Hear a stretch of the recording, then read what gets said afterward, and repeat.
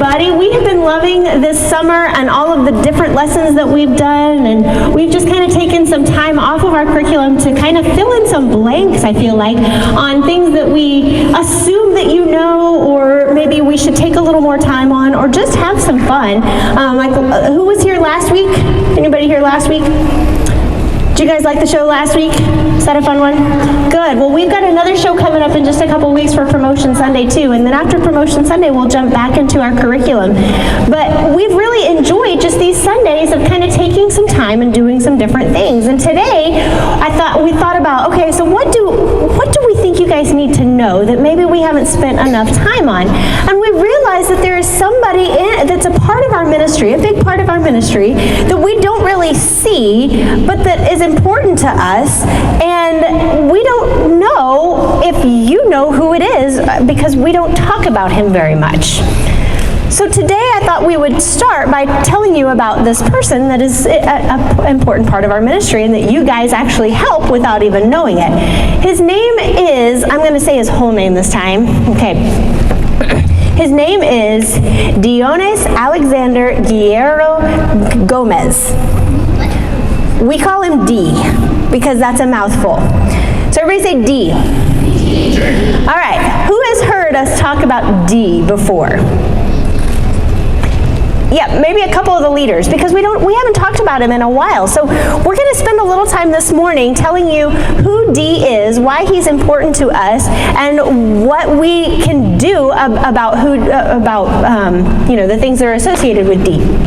So D is a child that we support through an organization called Compassion International. So let me put D's picture up here. This is D. So that is the most current picture that we had of D until this morning. Miss Tani actually brought me one that they just sent us. So it's not a great scan of the picture, but I'm going to show you the most current picture of him.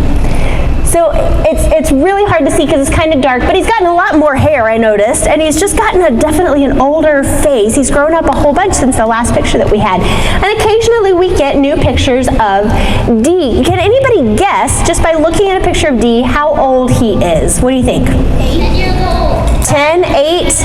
I'm 12. 12, 15. He is 12 years old. 12 years old, and his birthday is October 11th of this year. So October 11th, he will turn 13.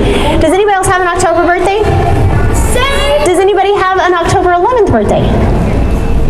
All right, I wasn't sure if anybody maybe had a birthday twin. And do you have an October 11th birthday?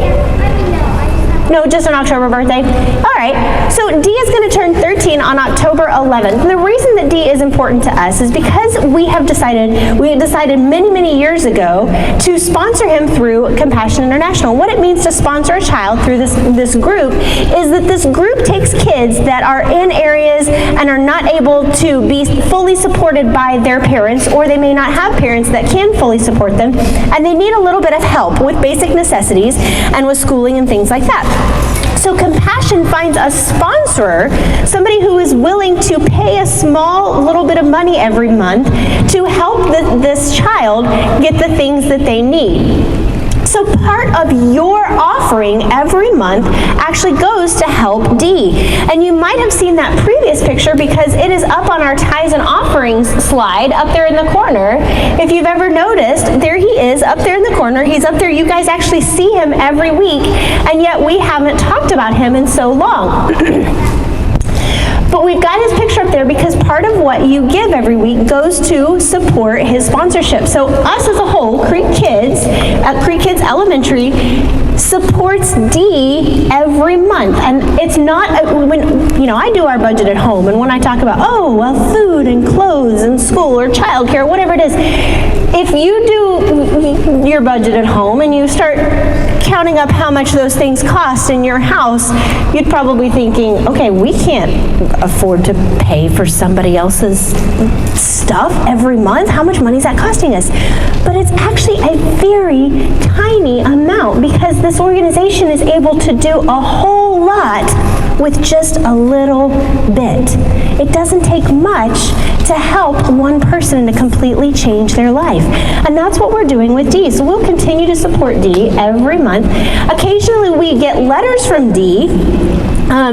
This is, let's see, I've got our most current one here. I know you guys can't see it. It's got his picture on it. I'll show it again in a second when the lights are on.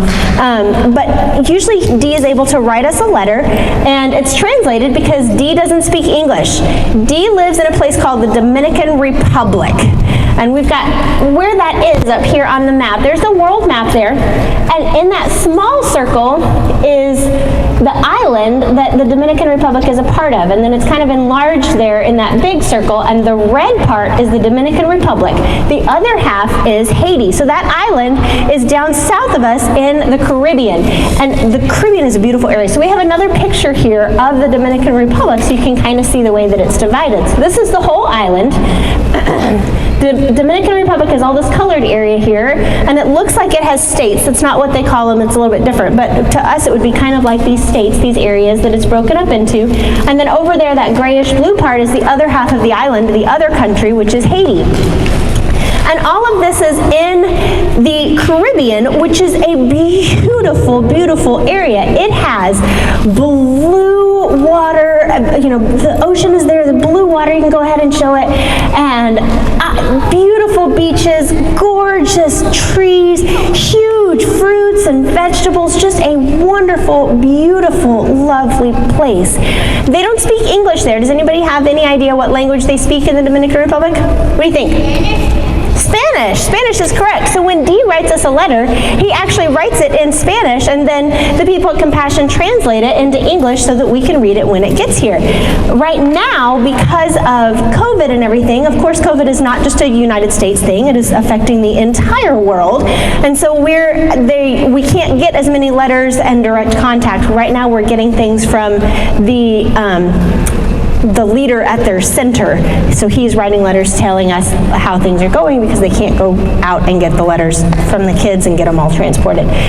But we're still getting updates on Dee. He is doing well. Of course, he's going through a lot of the same things that you guys are going through on things shutting down and having to learn how to do things a new way. But as you can see, he lives in what is a beautiful, beautiful area. In fact, the Dominican Republic is a place that a lot of Americans love to go and visit. There's huge hotels and resorts all along the beach, and you can fly right into the city's center, go straight to the beach, and be taken care of in these 5-star resorts and things. It looks like an awesome place to live, and you may be looking at that and going, I don't know why we're sending him money. He's doing better than we are. Look at the island he's on. But there is another side to that. When we talk about going and taking vacations and things there from our very privileged point here in the United States, we don't always look at the people that are living there and what is happening in the actual country. But several years ago, I got to go to the Dominican Republic. I didn't get to meet Dee, but I got to go there and see some of my other friends that are missionaries down there. I actually have some pictures from my trip, so these are not from Google or anything. These are things that I saw, so I can tell you this is actually what it looks like. Dominican Republic has a lot of poverty. Does anybody know what can tell me what poverty is? Anybody know what is it? Yeah, it means that the whole country is very poor. There's a lot of poor people. There's not a lot of money, which means that they live in a way that we're not used to. They don't have all of the opportunities. They don't have all of the things that we do, all of the luxuries that we have. So it's a very, very poor country. They get by with very, very little. So I went out into Dominican Republic. I went out of Santo Domingo, where most people usually kind of fly into and see the beaches, and closer over to the Haiti side, over where we would where the kind of area that Dee would live in. So this is going to be, some of these pictures are going to be the way that Dee lives, as opposed to how we live here. Yeah, so the first one, those little buildings there are houses. Those are typical houses, actually pretty nice houses, all along the street. You'll go along and these are the kind of houses that you would see. Now you look at that and you go, okay, those are 2 little houses. But those are not 2 little houses. That's actually 4 little houses. because each door on there is a different house, a different family lives there. So those small little spaces that are probably the whole building is smaller than most of you live in now, is only about half of that. And that size is probably about the size of some of your bedrooms. And an entire family will live there. That's their house. Their bedroom is usually, sometimes they have a separate living area and bedroom, but most of the time it's one room, bedroom, living room, and then kitchen. And their bathroom might be in the house, or it might be outside of the house in the backyard. So this particular one, it's outside of the house in the backyard. So you can see, no air conditioning. There's windows that are open. The nice thing about living on an island is even though it rains a lot, there's a beautiful, wonderful breeze that comes along, kind of keeps things cool, and the weather stays about the same temperature most of the year. So they don't have the huge extremes that we have in Texas, but still, no air conditioning, no heating, just open air. So one family would live in that one section, and when I say family, I don't just mean, mom or dad or both and a couple of kids, but it could be the entire family, grandma, grandpa, lots of brothers and sisters. I saw families, close to 11 and 12 people living in a space that small. And that is very, very typical. So you'll see those all along the way. We're going to look inside a little bit. This is a picture of a house that I stayed in. This is a pastor's house, and he had a very, very nice home. He actually had 2 bedrooms, a separate kitchen, a separate living area. So this is a bedroom that I stayed in, and this is a very, very nice bedroom. So I took a picture of this when I was there, and I want to show you guys because there are things about this. You look at that and go, I would not stay there. That looks like something out of a nightmare, a scary movie. But it is a very nice house. He's very well taken care of because his walls are painted and he has curtains on the windows. There is a bedspread and an actual bed. All of those things that would probably be very basic in every house that you guys go into and are used to, those are all considered luxuries in this area. Every one of those things. And there's concrete on the floor. A lot of the people that are living there, if they have a roof over their head, they've got holes in the walls, there's no paint on the walls, there's no bed, they are likely sleeping on some kind of pallet, some kind of blankets just directly on the floor. So all of these things point to this being a very, very nice home. I had a room to myself in this man's house. This was a very, very nice home. So I want to show you that because it's a very different level than what we are used to here. And the next one is the kitchen. So this is a nicer kitchen, a slightly nicer typical kitchen, because it does have walls. A lot of the cooking spaces that they have are outside with a big hole in the center, so they just cook on top of a big fire, and the smoke goes up the hole in the center. This is an actual kitchen. You can see, of course, those where the walls are, you can see the light that's coming through. Those are holes, so breeze that comes through, which is good because they're cooking on those surfaces, and a lot of smoke is there, so you want that breeze to come through, clear out the smoke.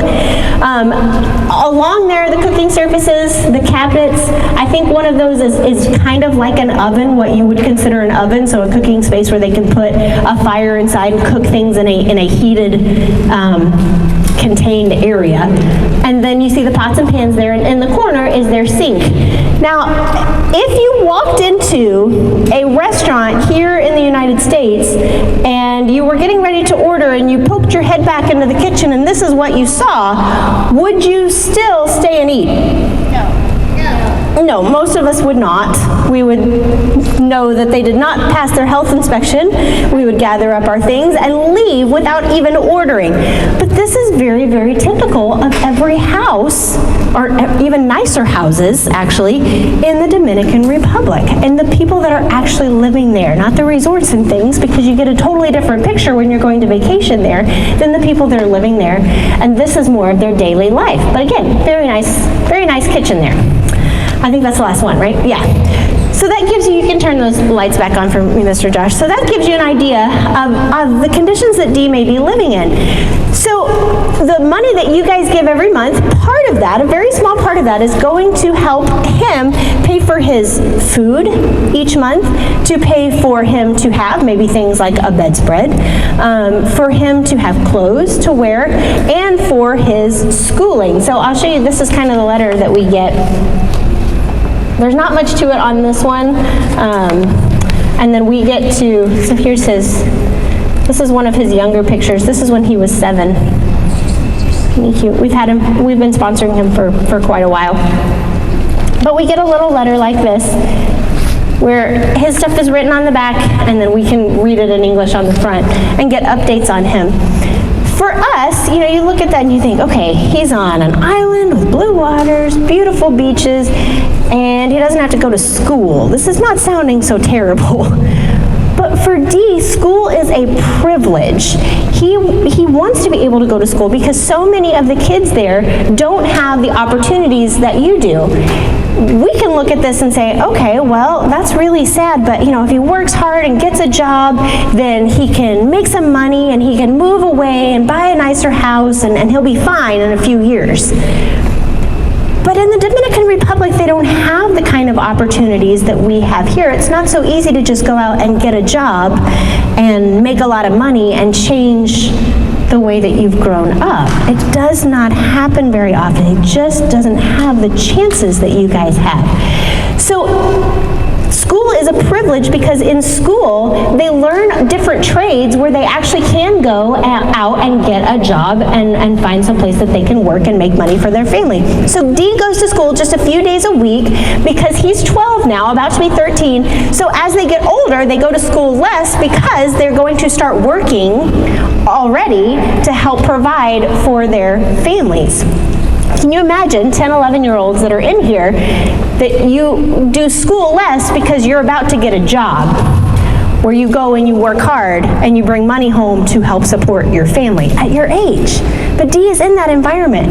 But the great thing about the way that we help Dee is that he is getting these trades. He's learning things in, let me read off all of them so I remember, in technology and welding and carpentry and construction, so that he will have the opportunity to go out and get a job and begin to work and provide for his family, and then hopefully eventually become a successful adult where he can provide for his new family if he gets married and has kids, and be able to kind of change the way that he's growing up. A lot of the kids that are there, because they don't have opportunities, because their families don't have the means that they need, because they're in desperate situations, because they're not able to get an education, as they grow up, they get into a lot of trouble. Because when there's not much to do and you're in a desperate situation, you make a lot of bad choices. And it just happens a lot. So teenagers a lot of the time are making some bad choices. They are getting into drugs, they're getting into gangs, they're becoming violent. They a lot of times don't even make it to adulthood. So for us to sponsor Dee with this little bit that we give each month, it can completely change not just his life, but the life of his family and the life of his whole lineage, all the kids that will come behind him. If he gets married and has kids of his own, he can change his entire family tree just by this little bit that we do. And we call this something in particular. Well, let me tell you, before I move on from that, I just want to tell you a couple more things about Dee, so you know he's not really that different from you. Yes, he speaks Spanish. He's 12. He likes baseball. Baseball is very popular. When he was younger, the kids like musical chairs. I'm sure you guys have played musical chairs when you were younger. His typical, what do you guys like to eat? What's a typical meal at your house? What's something that you would normally eat? Pizza? What else? Tacos, chicken, chicken sandwich, cheese sandwich, pepperoni and cheese pizza. All right. First hour was telling me all about the breakfasts that they had, making me hungry. Waffles and sausage and biscuits and all of these things. Yeah, all of those things are pretty typical for most of us on our meals, but for a typical meal for Dee is rice and beans. That's it. And actually, when I was there, I told this story first hour. When I was there, that's what I had. They served me rice and beans, very nice, delicious meal. And then they said, well, do you want dessert? I'm like, okay, sure, I'm trying to be polite. So they go outside to a tree, cut a stick off of it, and hand it to me and say, here, chew on this. seriously? Like that's, you want me to chew on it? And they're like, don't eat it, just chew on it. Okay, I'm gonna chew on a stick for dessert. But I was trying to be nice and, like, okay, sure. So I put it in my mouth and I realized it's sugar cane. Because they don't go out and, I mean, they don't have money to pay for anything. So they don't go out and buy a candy bar. They're not eating cakes and cookies and things after dinner. They literally will go out in the backyard if they want something sweet, cut a little sugar cane and chew on it. So those are your typical things. And coconuts. Coconuts grow pretty prevalently there. So coconuts, rice and beans, sugar cane. But he likes things, a lot of the same things you do. He's been able to get some things because we've provided for him.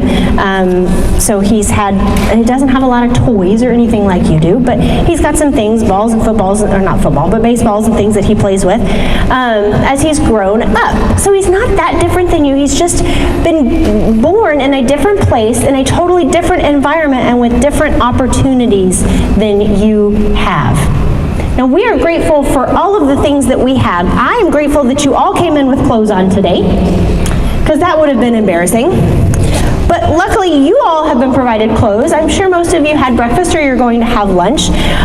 Most of us have some kind of family unit or people that take care of us, people that have brought us here to church, and a place that we can learn during the week for school and here at church learn about Jesus.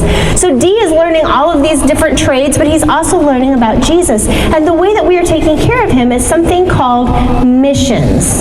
And I told you that I went down and I visited some friends there, and they now live there full time, and they live there to just tell people about Jesus daily. Do you know what they're called? Missionaries. Very good. So my missionaries, their name are Bill and Peg, and they moved down there, I think it's been about 15 years now. They are now in their early 80s, and they have said they will be there until they die. And every single day that they are there, they choose to help others and tell others who Jesus is. They moved from a place called Nebraska, that's where I knew them, which is way up here in the middle of the United States, packed up all their things, sold most everything, and moved down there to the Dominican Republic, where they spend every single day telling others about Jesus. So they're missionaries. And we hear these things and we're like, oh, missionaries are great. Yeah, we should support missions, support missionaries. But we don't really think about it for ourselves, because most of us are not thinking about selling all of our things, packing up, and moving down to I would love to move down to an island in the, Caribbean, but we don't really think about giving up everything that we have to go and live somewhere else away from our family and every day tell others about Jesus. But the Bible actually tells us several things that we need to do about being a missionary or being missions. And Miss Dory has a couple of verses that we're going to look at. The first one is in Mark. And Mark 16:15 says, "Go into all the world and preach the gospel to all creation." This is what Jesus told us, to be a missionary, to tell others. This is what it means to be a missionary, to tell others about the gospel. That's it. Missionary doesn't mean necessarily that you fly overseas and that you live in another country for the rest of your life. A missionary is anyone that goes into the world and preaches the gospel to creation. And when we talk about missionaries, when we say go into all the world and preach the gospel, it does not just mean Dallas-Fort Worth. It does not just mean Dominican Republic, United States, North America. It means all of the world. That's why we have all these wonderful footprints. Go all over the world to all of these tiny little places that you can barely even see, where all the people are, all of creation, and tell them about the gospel. When I say the gospel, what am I talking about? God. Yeah, God, but what specifically about God? Jesus. And what did Jesus do? Why is he important? There it is. Yeah, when we talk about the gospel, when we say we need to preach the gospel, it's not just that we take the Bible to them or go and tell them about God, although all those things are important. To preach the gospel, to tell others about the gospel, is to tell others what God did through his son Jesus. That he sent Jesus to earth to die on a cross for all of these people. Not just the people over here, not just the people here, but all of the people all over the earth for all of time, all of creation. Jesus died for every one of them. And we are lucky enough, we come in here weekly and we hear about Jesus, we hear these wonderful stories, we can go home, you know, we've probably heard them at home or from friends or whatever, but not everyone on this earth has heard about Jesus. Not everyone here knows who he is. They are not all that lucky. They do not have the same opportunities that we do. And you say, okay, cool, great, Miss Elizabeth, I understand that. Go into all the world, tell the gospel to all of creation. But I don't have a passport. I don't have my own money. I can't go from here to some little village that has never heard about Jesus and tell them who Jesus is. Maybe in 10 years or so I can try and do that, but I can't be a missionary right now. But that's not true. Because when we say all of the world, yes, I mean here, yes, I mean here, but I do still mean Dallas, Texas, Allen, Texas, McKinney, Texas, Frisco, Princeton, Melissa, wherever it is you guys live, Prosper, Plano. All of the world includes the people next door. Being a missionary doesn't just mean that you have to fly all over the world and live somewhere else. Being a missionary means that you tell all of creation what Jesus has done. That means the people in your school, the people you are friends with that are not here on Sunday. There are people in Allen, Texas that do not know who Jesus is. Can you believe that? Isn't that amazing? It's hard for us to imagine, but it's true. So there's another verse. It's the one that we did this morning with our song, Matthew 28:19. And I added verse 20 on here too, because there's part at the end that I really want you to hear. It says, "Therefore go and make disciples of all nations, baptizing them in the name of the Father, the Son, and the Holy Spirit, and teaching them to obey everything I have commanded you." This is all coming from Jesus. This is not just him telling his disciples to do this, but him telling everybody, if you heard about me and I have changed your life, go and tell others, make disciples, so that they go out and tell others, and it goes on and on. And I want you to hear this part. "Surely I am with you always to the very end of the age." Because remember, Jesus left the earth again. But in knowing this, we know that he is with us always. So it can be very, very scary to board a plane and fly to some place that you've never been, go out into the woods, go out into the desert, whatever it is, and tell people that you can barely speak to because they speak another language who Jesus is. But it can also be scary to go next door and tell the kid that you play with every week who Jesus is. But Jesus reminds us, I am with you always. Always. You don't have to be scared. You just have to do the one thing I've asked you to do. Go and tell others. And when others hear about Jesus, they'll tell others, and on and on.